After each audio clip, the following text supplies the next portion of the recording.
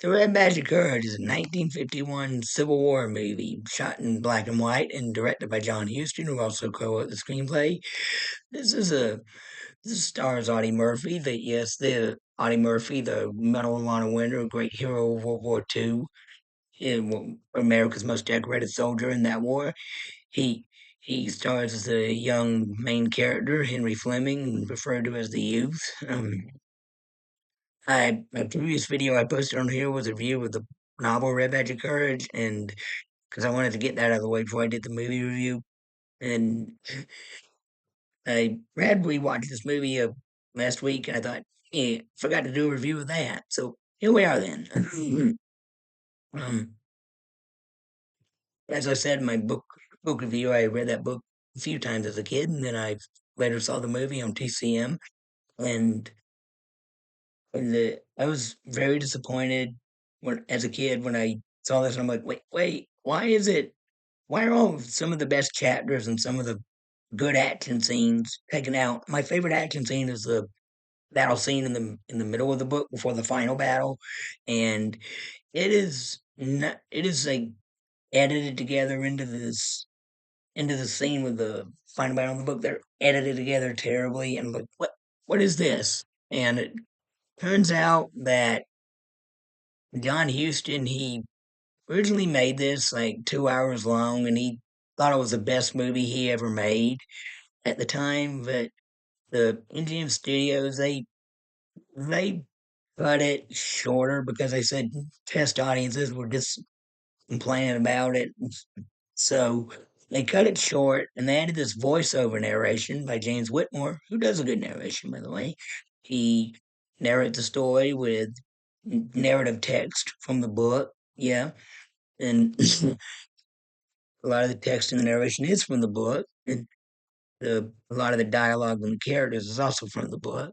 Most the but this is basically an abridged version of both the book and bridged adaptation, and also an abridged version of Houston's original cut of the film.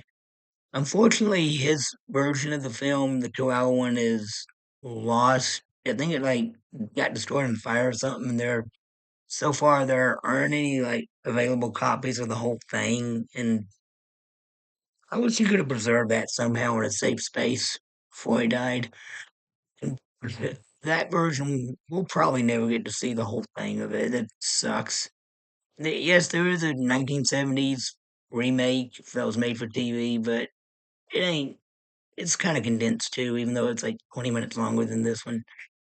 The the theatrical cut of the this movie, the one I'm talking about, 1951 version, it is 69 minutes long. So it's like 1 hour and 9 minutes. And you can tell that it's quite the way it's edited, by the way, it jumps one thing to the other sometimes.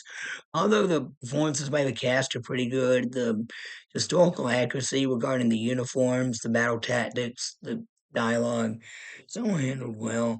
And the cinematography, the beautiful cinematography, it was a shot in Virginia. Let me check it out.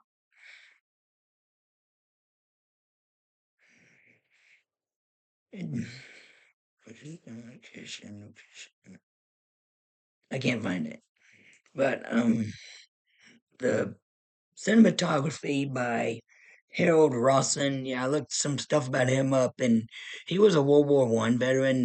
I don't know about World War II, but John Huston, director, he did serve in World War II, did see a few combat, although he was like a cameraman, I think, like in charge of film, the U.S. Army to make propaganda. But um, Bonnie Murphy was a combat veteran, as were a few of the other supporting cast members in this movie, including the narrator, James Whitmore, who was a Marine.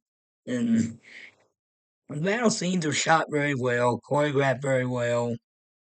So they're pretty short, though. They are bloodless because it was made during a time when blood and gore was not allowed in movies, which even the TV movie from the 70s, that had to be shortened too because you couldn't show that on TV either.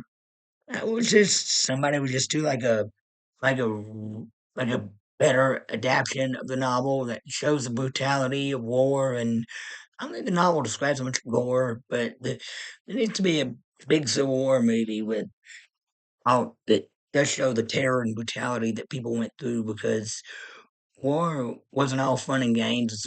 Not even during that time, people did die. They did get shot, and it's mostly the theme of the story. Like the main character, Henry Fleming, he's a young man who dreams of joining the army, and when the war breaks out, he enlists, and he thinks that at first he's like it's going to be all heroic, romantic version of war, but turns out it's terrible. It's not a good thing to go through. And he chickens out during his first skirmish, runs away. Then he goes back to camp, and in doing his next skirmishes and battles, he becomes a hero, like a one man army. I mean, there's a scene where he's like standing in the middle of the field, shooting at the enemy, like standing behind a wagon for cover, like reloading and shooting over and over again, quick as he can. Like like he's Rambo or something. Even that headband he has when he got hit in the head earlier to stop him from bleeding, he looks like Rambo in that scene.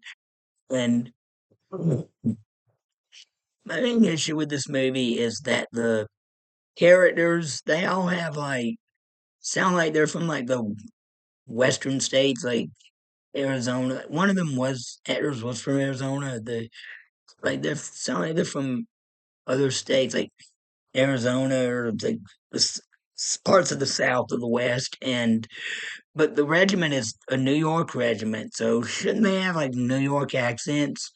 I know Rural Dano has a bit minor part in the movie. He's from New York, but yeah, the accents in this movie were ridiculous on the Northern soldiers. Though the Southern soldiers, they had accurate accents, and this is a good movie, though. I just wish we could have gotten the 2 hour cut somehow. I give it a thumbs up. All right, that's my review. If you like it, please hit the like button. Subscribe for more great content. Thank you, and God bless you.